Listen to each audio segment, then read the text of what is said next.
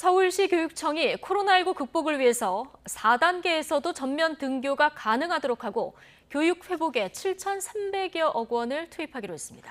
초 거리두기 3단계 지역은 다음 달 6일부터 전면 등교를 계획했는데요. 대부분 3주 앞당겨 개학 직후부터 시작한 것으로도 나타났습니다. 취재기자 연결해 보겠습니다. 신현준 기자. 네, 신현준입니다. 네. 자, 조희연 서울시 교육감이 오늘 교육 회복 집중 지원 방안을 발표했는데 구체적으로 어떤 내용들이 담겼습니까?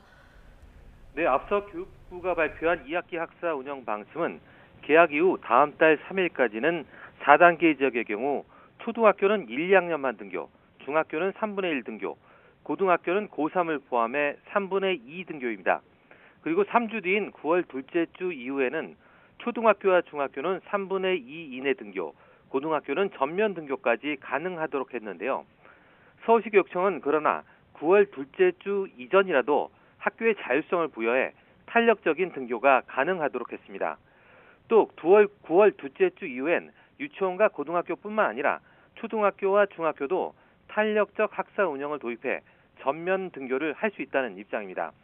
특히 지난 1학기 학년별로 등하교 시간을 조정해 900명이 넘는 학생이 매일 등교한 서울 불암초등학교 사례 등을 적극 홍보할 계획입니다. 앞서 조희연 교육감은 그제 서울 강서구 월정초등학교 등교 현장을 찾아 3분의 2 등교라도 오전 오후반으로 분리하는 등의 방법으로 전면 등교까지 다양한 방식으로 시행할 수 있을 것으로 생각한다고 말했습니다. 서울시 교육청은 또 학교 방역과 학생들의 학습 결손 회복 등을 위해 추가 경정 예산 7,344억 원을 투입하는데요. 등교 확대에 따라 방역 인력 지원도 늘려 서울 지역 초중고교 2,127곳에 3,486명, 대학교에 2,327명을 지원하기로 했습니다. 네, 지자체별 등교 상황도 보겠습니다. 이 비수도권 3단계 지자체 가운데 전면 등교를 실시한 곳이 많다고요? 네, 교육부가 오늘 백브리핑에서 밝힌 내용인데요. 3단계 지역은 다음 달 3일까지 초등학교는 6분의 5, 중학교는 3분의 2 등교이고 고등학교는 전면 등교까지 가능하고 다음 달 6일 이후에는 전면 등교가 가능합니다. 그런데 비수도권 11개 시도가 전면 등교 시기를 앞당겨 2학기 개학과 동시에 시작했습니다. 대구와 광주, 울산, 세종, 강원, 충남북, 전남북, 경북, 제주 등입니다.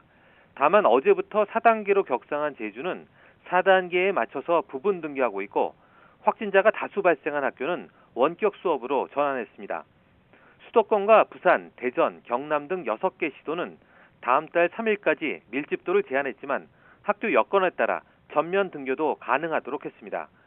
교육부는 또 대학과 전문대학에 백신 공결제를 도입하도록 권고했는데요. 이에 따라 접종 당일과 접종 후 1일까지 이상 반응이 발생하면 진단서가 없어도 출석으로 인정하고 이상이 계속되면 진단서를 첨부할 경우 질병 결석 처리가 가능합니다. 지금까지 사회부에서 YTN 신현주입니다.